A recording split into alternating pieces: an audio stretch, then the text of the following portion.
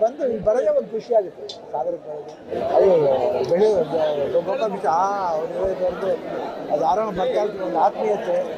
ಅವಾಗ ನಮ್ಗೆ ಕಲಿಸ್ಕೊತಾ ಇರೋದು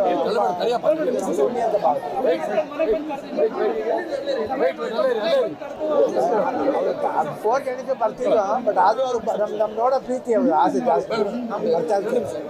ಬಟ್ ಖುಷಿ ಆಗುತ್ತೆ ಬರೋದು.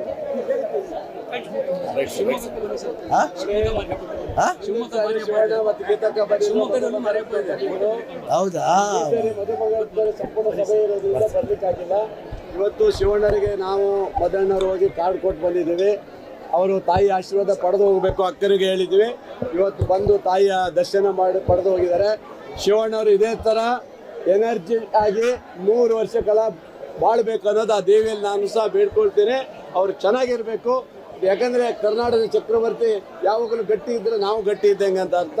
ಹಾಗಾಗಿ ತಾಯಿ ಸಂಪೂರ್ಣ ಆಶೀರ್ವಾದ ಶಿವಣ್ಣಗೆ ಗೀತಕ್ಕೆ ಕೊಡಲಿ ಅಂತ ಹೇಳ್ತಾ ಭಾಳ ಖುಷಿ ಆಯ್ತು. ಇವತ್ತು ಕರೆದಾಗ ತಕ್ಷಣನೇ ಬರ್ತೀನಿ ಅಂತ ಹೇಳಿ.